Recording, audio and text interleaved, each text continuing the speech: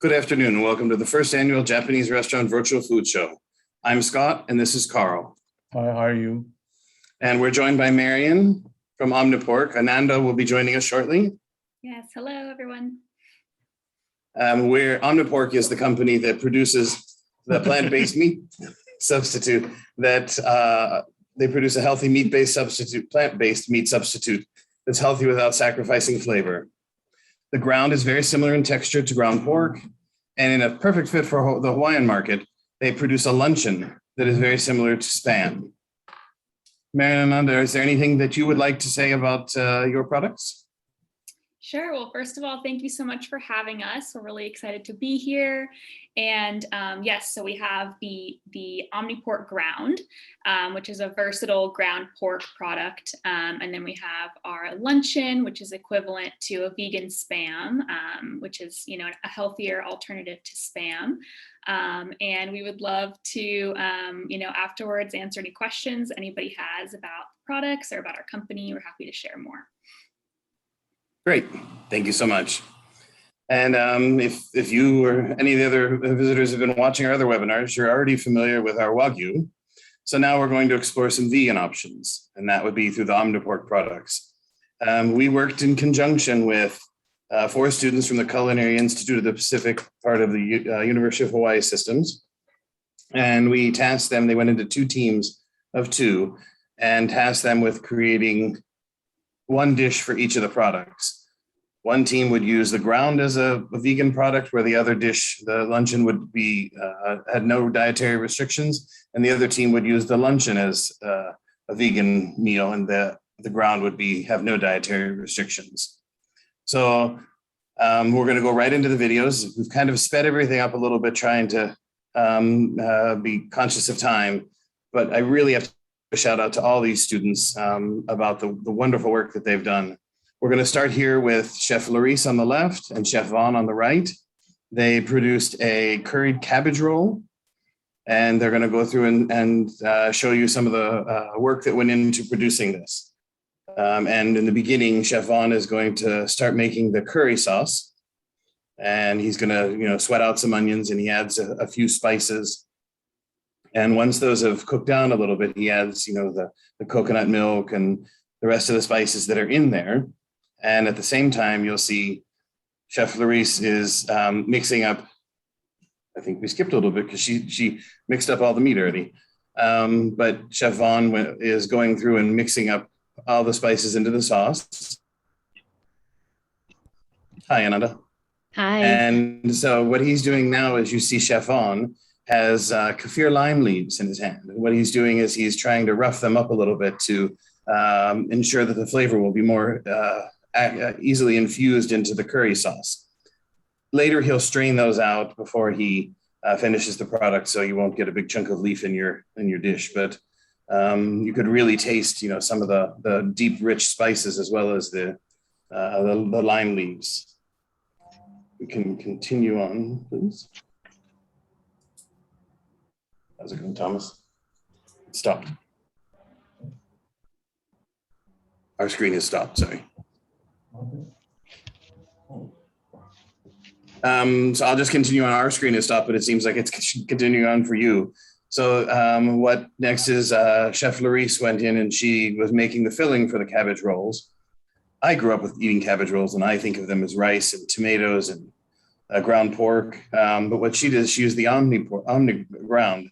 She defrosted it, and then she added in things like, for texture, she added some sliced wood ear mushrooms, some water chestnuts. And from there, she added in like spices, like she used some soy sauce, some salt, some sugar, a bunch of other spices that she then, after she blanched the cabbage leaves, she put some in the center, rolled them up, and then she steamed them for about 7 to 8 minutes on the stove.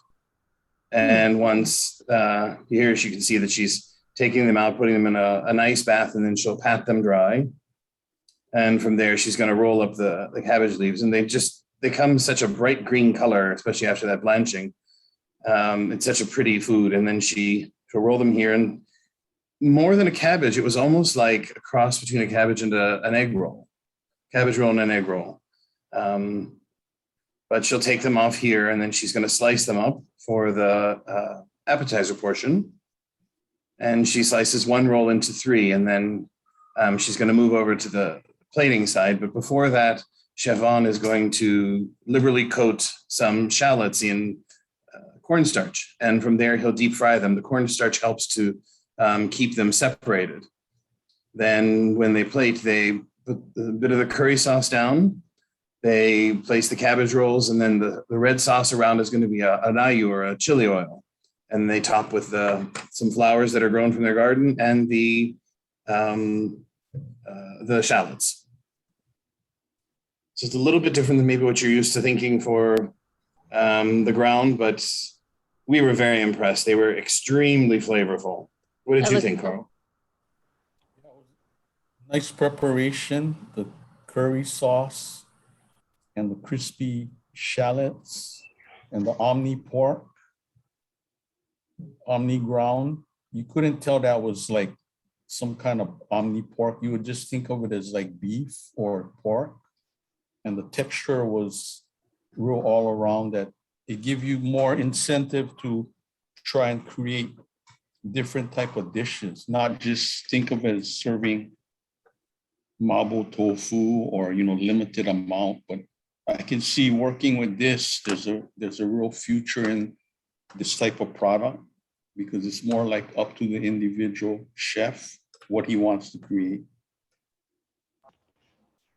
So Ananda and Marian, I know that we've kept this a little bit secret from you as to what they were producing. Yeah. We saw them yesterday. I'm totally impressed. So I hope you're impressed. Yeah, I know. I am It's very really fun impressed. to watch. Yeah, actually it would be amazing to if the students wanted to share their recipes with our Hong Kong team and feature them on our website, we would love it. They look delicious. I've never seen that recipe yet with Omni pork, so super Well, it was impressive. something, all these recipes, they were the one, they produced them all. So what we'll do is we're going to share the recipes. If you contact our order desk, you can email orderdesk@cherryco.com. And I'll say this again at the end, but and then we'll also try and take some question and answer sessions at the end of the webinar. Great. Okay, so we're going to go on to the next one if you're ready. Great. Okay, so the next one is also by Chef Laurice and Vaughn, Chefs Laurice and Vaughn. I know they're students, but they did such a good job. I always want to call them chefs. Mhm. So we're going to go to the next one, which is the luncheon katsu, which they took a little bit of a different spin on it, because the luncheon itself tends to be thinner, more geared towards, say, a spam musubi, a variation on a spam musubi. They wanted to pair it with something that had a little bit of acidity to it, so they made a slaw. They didn't want to go with an Oriental slaw. They went with a German-based slaw, or a German-founded slaw, and it has like the red wine vinegar in it, a little bit of mayonnaise. That's what they were making there. They make that and set aside so it's going to be able to seep through. They thought that the luncheon was a little bit too thin, so they slightly defrosted it, put them together, and then wrapped them in parchment and put them back in the freezer. So this is able to give them a little bit more of a substantial bite, provide a substantial bite. So here you see that they're breading it with some of the namapanko and slice the size of the luncheon in half. So this is also more of an appetizer portion as well. When we showed them the videos, they were just wishing that they all could cook and cut so quickly. I know. Know. I'm really impressed with their creativity. It's really cool to see. I've seen a lot of recipes with the Omni proteins. I've never seen these. So please let them know. I will. Thank you. Mhm. Yeah, and they made sure to stress that they did have a bit of a concern with the loss of shape on the luncheon, but they they really loved working with it, and they loved how that there was very little sodium in it, so they were able to add their flavor without having to worry about exceeding the sodium requirements. Hmm. This is Chef Vaughn preparing the katsu sauce, which was based with a beet.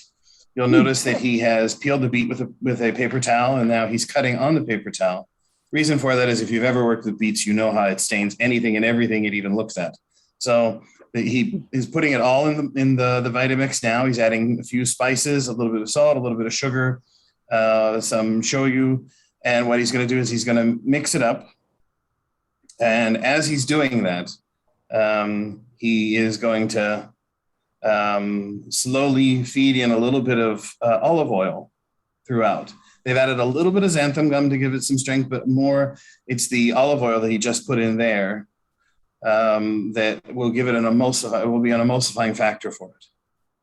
So it has that rich texture and thickness, and you'll see, especially when he plates, why they need that.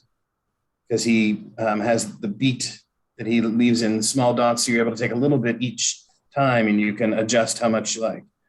And it looks smaller on the plate because it's an appetizer portion, but it was about 6 bites per piece, I would say. So it was very satisfying. And then they used some of the decorations of flowers from either onion or celery leaves. Beautiful. It's beautiful. Yeah, I love the presentation.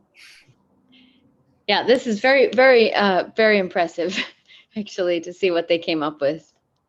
Yes, I mean, they were really pleased to work with us. I mean, it was really short notice. They started school just 2.5 weeks ago, and we filmed this last week. So Wow. they really had maybe 2 weeks at most to prepare. Wow. And One of the fun things about Omni Proteins is that they're so highly versatile. It's amazing to see all the different types of cuisine and how they can be used and flavored to, make such a wide array of dishes and cuisines. It's very cool to see. Well, I mean, we had our own ideas too of what they would make, and nothing that we ever thought was anywhere near as creative as they actually produced for us. So we're so happy to work both with chefs Lawrence and Vaughn, and also the next group that we're about to go into, which is chefs Raymar and Jimmy. They both are working at restaurants at the moment. You can see a little bit of that effect, but you really can see how much effort that they put into the development of these 2 dishes. First, we're going to do a risotto chirashi, which seems like a very odd mixture, but it really was tasty. Chef Jimmy here is sautéing the luncheon, and what he made sure to mention to us is that he had to make oil and move it around so that it didn't either stick to the plate or stick to each other. So what he's doing now is he's wrapping it in, and he's going to smoke it. Not once, but twice. Wow. If you smoke it only once, it really kind of, given the rich flavors of the other ingredients, it doesn't come through enough. So that's why he wanted to make sure that they tried it once, but it really needed the second one. And what Chef Raymar here is doing is he has the stock that they've made from vegetables, and they've infused it with tea, taking it through the chinoise with green tea. So that's where you're getting almost like a ochazuke kind of feel to it. And it was amazing the amount of fragrance that tea had. And if you've ever made risotto, you know that this kid has got to have some good arms, because he's stirring for about 18 minutes on this. Wow. He and Jimmy both did it, so they kind of spread the love. But you can, as we're in there, the flavors really start to develop as things caramelize, and it just was such a rich aroma. And now that's Chef Raymar adding in some chives, and then he'll plate by just basically layering it in the center of the dish. And more than a typical risotto, there's going to be a little bit of soup that comes off of this. And I think that's what they wanted. And the bitterness that the tea provided really worked well with some of the stronger sweet flavors. You're getting a tsukudani there. You're getting some beni shoga, which is pickled ginger. You're getting some harinori. And then there's the smoked spam. And all of us, as we were filming, we had to try it, see what it tastes like even before that was finished. And then he's putting on some flowers as well. And the final touch here is a niri ume, which is a pickled plum paste. And it's just a little bit, I have to be honest and tell you that before I tasted it, I was kind of thinking it would clash a lot because it was just so many rich flavors all at once. But for me, really, it didn't. It kind of just really blended well together, and it was a really good fusion food. That's Or the most unique risotto I've ever seen. That's amazing. Yes. Yeah. I just wish we could have saved some for you to try, but I know. there wasn't any much left after we were there. Well, yeah, maybe they can share the recipes. We can feature them, and yeah, they can share them with our audience, our Omni audience. Yes. Carl, what'd you think? Because you got Yeah. to taste it. Yeah, it was an excellent, well-rounded, full mouthfeel type of dish because all of the different ingredients in there, like ginger, also neri ume, and there's like hari nori on the top as a garnish. And they roasted the hari nori first in like a pan. And there was also tsukudani, which is like a tsukudani is kind of like Stewed seaweed. Stewed seaweed. And they also had it was created with a mirepoix of the carrot, celery, and onion, which is like the base for the risotto chirashi. But you could see that it might seem like there's a lot of ingredients, but it blended real well together. Wow. Great, it looks delicious. Wonderful. Yeah. We'll give you the dishes. We'll give you the recipes, but I think you're going to have to go ahead and make it yourself. I'm sorry. So the last dish that we have for you is the boys, Chef Raymar and Chef Jimmy. They produced what they call the Omni Cake Vichyssoise. And vichyssoise, I remember as a kid, was something that I didn't really want. It was potatoes and leeks, and it was a cold soup that I thought was kind of, But what they did a quick turn on it. There is the leeks. There is no potatoes in this vichyssoise. But this is Chef Jimmy here. He's just, sweating down the leeks, and he'll add some other spices and some cream, and he deglazed with a little bit of wine first. And instead of using potatoes, he's using lettuce. And what he did with the lettuce is he wilted it, and then he went through that whole big tray of it, wilted it down, and then he took it and put it through the blender. And from the blender, then he poured that through a chinoise. So he was able to get out all of the solid parts from it, and you just have that clear, clean soup, that bright colors that you get from the lettuce, the flavors that you get from the lettuce. It's quite an herbaceous soup. It was very, very appealing. I hadn't expected it to be quite like that, but then they put it in over an ice bath, and he gave us the nice hint to say, because it has cream in it, make sure you put saran wrap so you don't get the skin on the surface of the soup. And then from there, we went into making the filling for the Omni cake, and that's the ground. And from there, he adds a few spices.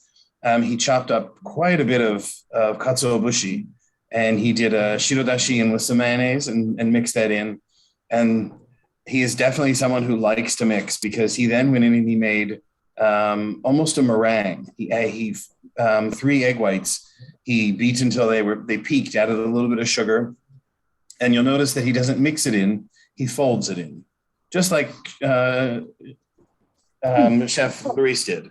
And what he's doing is he's trying to keep the air in so that it's as light as possible. And then he coats it in breadcrumbs, the namapanko, and they're going to deep fry them. What they did, initial step when they had the time, was after they formed them, they put them back in the freezer. And that allowed them to keep the shape a little bit better than if it warms up to room temperature. So they are now here, they're going to fry the 4. And from the 4, they're going to take them off to the side and they will plate. He was very careful to make sure not to get, to take out the bad parts, the extra breading and things like that come when you fry them. But he also made sure to season on both sides. The reason this is so important, I think, is that with so many other processed products, you're going to get a lot of sodium in there. With the ground, you don't have the sodium. So that's something that, is for those of us that are more health conscious. You see here, he has put down the vichyssoise, and then from there, they placed 2 of the Omni cakes on, added some flowers and a mixture of mayonnaise with hacho miso.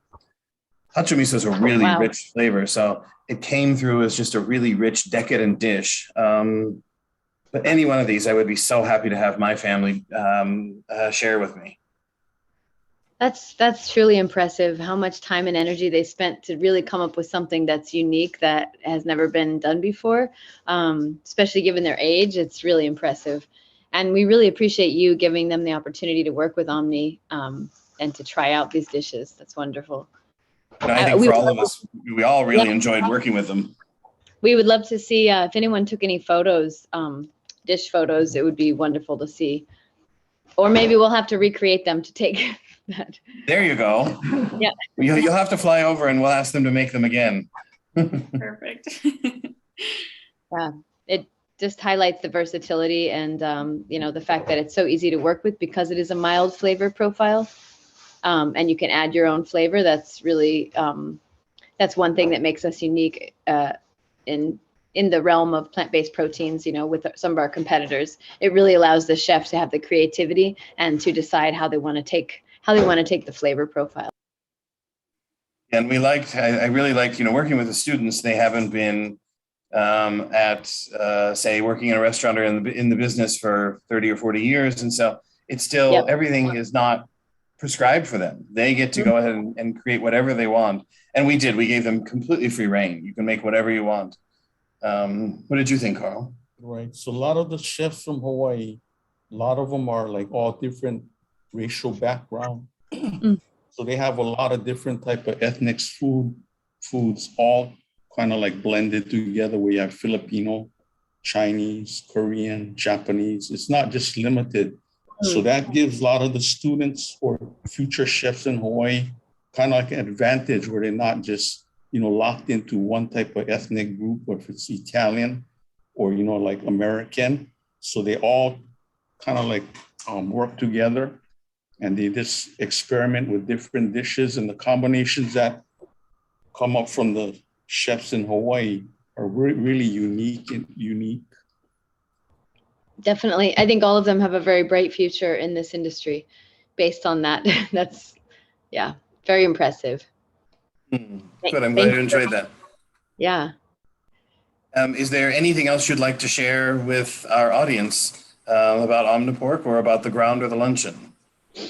I think just really to highlight, as we talked about the versatility, our 3 proteins, the Omnipork ground is comparable to a ground pork with a much healthier nutritional profile and super versatile, can be used, anything from dumplings, gyoza, noodle dishes to, bolognese sauce, meatballs, tacos, really has endless uses. And has a very low in fat and 0 cholesterol. So even if a restaurant is not necessarily vegan or plant-based specific, it really is wonderful that you can also have a selling point of a healthier nutritional profile with a delicious dish.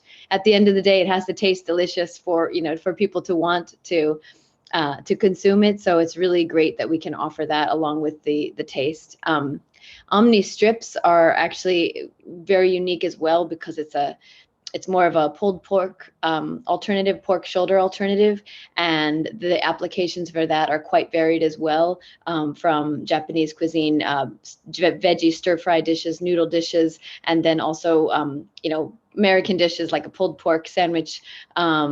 Those have been very different than anything out there on the market. We've had restaurant owners say how great it is that product like the strips has so much less time to produce because you're not actually having to pull and do that to the animal protein. It already comes ready in the shape needed to cook.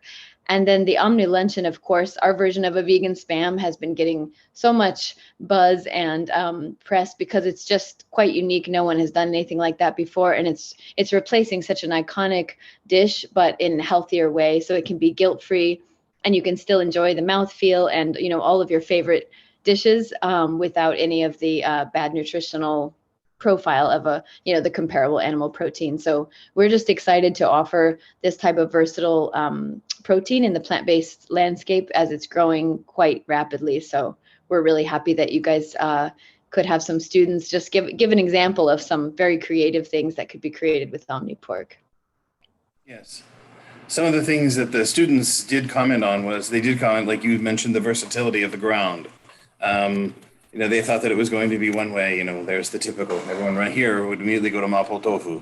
But, they thought that it was going to, like so many things, get hard very quickly. But if they treated it a little bit softer, more gently, and added it a little bit later for the heating process, they said that you could really use it in just about anything and never know that you weren't eating meat. Yeah. It's And then- actually, Go ahead. it's just been amazing to hear the feedback from both plant-based eaters and carnivores alike. Just the feeling of we had an event on last weekend, and somebody was tasting a musubi, and she said that literally she couldn't taste the difference. And to hear that so many times it's a wonderful compliment, because really it's the flavoring and how you cook it, and what we've been able to do to replicate the texture is just, it's pretty unique out there in the marketplace. So it's fun to hear that feedback as well. Okay. From your chefs. We do have a question that's come in. This one, they're asking, is the pork, the ground, fine or coarse? And It's pretty finely ground. I don't know if you guys want to comment as well, and to compare it to a regular ground pork, but it's quite finely ground and has a quite soft, it doesn't get hard or chewy.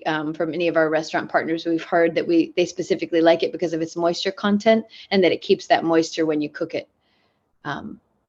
So yeah, it's a more finely ground. Yeah, I'm kind of halfway between fine and coarse. But it has more of the texture of meat. Even when you feel it, it has that ability to stick together, to kind of bind to itself. And when you mix in, you can still mix in the sauce throughout the meat or the meat substitute, without getting it just all coming through. I think of ground, traditional plant-based substitutes for ground meats as being almost like sand, or is completely separate pieces, where this kind of sticks together. It more has that meat cohesivity to it, I found. And I think the nice thing is when chefs can prepare it in a way that they're familiar and not have to do something totally different because it's a plant-based protein. I think that's nice when you can still use similar techniques and have a good result. Yes. One more question. And they were wondering about how long will either the ground or the luncheon keep after it's been defrosted? I believe that it's about a 2 to 3 day recommended usage once it's been defrosted. The OmniPork ground and the strips can be defrosted for 8 hours prior to cooking, but the luncheon actually needs to be cooked also right from frozen to retain its shape. Unless you want to do something creative with it, which we've had a few partners make luncheon burgers and different kinds of shapes. So you can defrost it, but if you want it to keep its spam-like shape, it will be cooked from frozen. Yes, that was one of the things that the chefs did say, was that if they waited too long or let it defrost a little bit too much, that the luncheon would lose its shape, and they could repurpose it by, say, making it into a meatball or doing something else. But they were no longer able to get it back to that same shape. Yeah, and part of the reason for that is that we're a natural product with no fillers, no nitrates, no preservatives, nothing artificial. It's all non-GMO protein. So with that comes, we don't have anything artificial in there binding it or keeping it together. So we find that most people, the ease of taking it out of the freezer and frying it for a few minutes. One thing I found cooking it doesn't need any additional oil. If you use a nonstick pan, I've used no oil or just a tiny bit of spray oil, and the luncheon itself has plenty of moisture, and it hasn't stuck or anything like that to the pan. So I think if you cook directly from frozen, the convenience of that, we've had a lot of people just appreciate that. The fact that in 10 minutes they can go from freezer to a ready-made meal, whether they're having it on a sandwich or ramen or salad or however they're having it, and it's quite quick to prepare. Yes. So yeah. Okay. We know that you have a lot of things coming on the horizon. We're really excited about some of them, and we look forward to sharing them with our customers. We're not going to really say too much right now, but we're going to, once we get those here, we'll be sure to introduce them to the customers. And if anyone has any interest or is looking for any specific product, we hope that you'll either contact us or even OmniPork, and we can work with you on creating something like that, because it is good, clean food that is still a lot of fun. Yeah, we definitely have very exciting things on the horizon. So everybody should keep in touch. I see somebody asked a question, do you have other pork products? So our 3 SKUs that are available now are the OmniPork ground, the OmniPork strips, and then the OmniPork luncheon. So those are the 3 that we just launched in both food service and retail in the US. And we do have a lot of other products coming Q4 and Q1 next year. So stay tuned. Look forward to that. Yeah. Okay. And they all, yeah, they are all non-GMO. All of our products are non-GMO and made from plant-based ingredients. So no MSG. What are your binders? That's one of the common questions I get, or what are your binders?